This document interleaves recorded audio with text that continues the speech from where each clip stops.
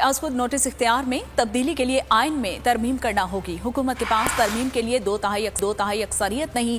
Senior قانون دان اعتزاز احسن کی بول نیوز سے خصوصی بات چیت کہا، آئین میں ترمیم کے لیے 228 ارکان کی حمایت درکار ہے۔ بابر آوان نے کہا کہ حکومت سپریم کورٹ کے اندرونی معاملات میں دخل اندازی نہیں کر سکتی۔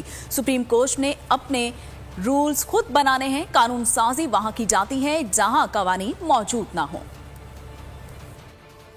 اس میں آئین میں نہ ہوگی کیونکہ آئینی اختیار ہے 184 آرٹیکل 184 میں جو آئینی اختیار ہے اس کو یہ ترمیم کرنی پڑے گی ان کو آئین میں، اور آئین میں ترمیم کے لیے ان کو 2/3 اکثریت چاہیے، 2/3 آف دی ٹوٹل ممبرشپ، 342 کا 2/3 چاہیے۔ غالباً میرا خیال ہے 228 ہوتا ہے۔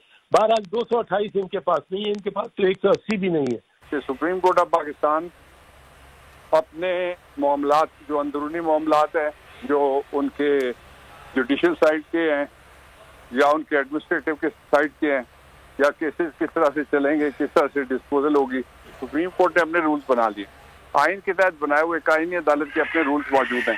یہ اس طرح کی اگر کوئی لیجسلیشن آتی ہے تو سپریم کورٹ اس کو 2 منٹ میں اڑا دے گی۔ ظاہر ہے کہ اگر کوئی لا لا رہے ہیں تو وہ لا اپلیکیبل ہوگا اور وہ سب پہ لاگو ہوگا۔ بالکل ترمیم کر سکتی ہے اور سمپل میجورٹی کے ساتھ کر سکتی ہے، 2/3 میجورٹی کی ضرورت نہیں ہے۔ تو نظر آ رہا ہے سامنے لکھا ہوا ہے ظلم مٹنے کے لیے 2 چیزوں سے مٹے گا بھائی۔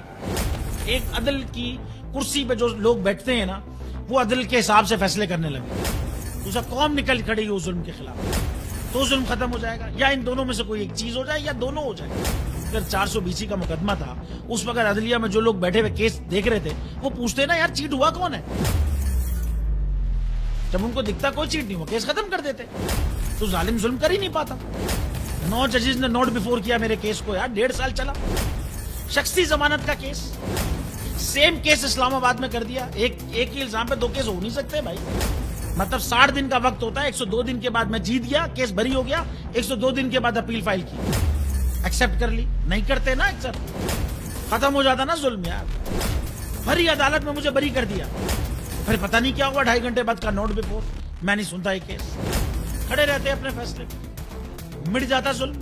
اللہ تعالیٰ نے بٹھایا ان کرسیوں پہ ان کو یار، یہ اللہ تعالیٰ کی طرف سے فیصلے کرنے ہیں، تو یا تو یہ فیصلے آئیں گے ظلم مٹ جائے گا، یا قوم کھڑی ہو جائے گی ظلم کے خلاف۔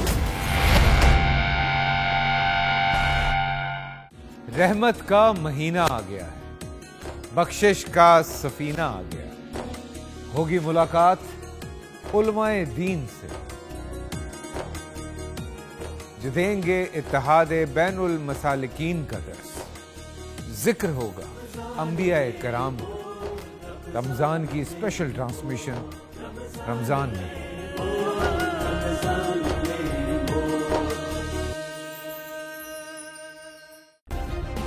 سبسکرائب کریں اور بیل دبائیں تاکہ کوئی خبر رہ نہ جائے۔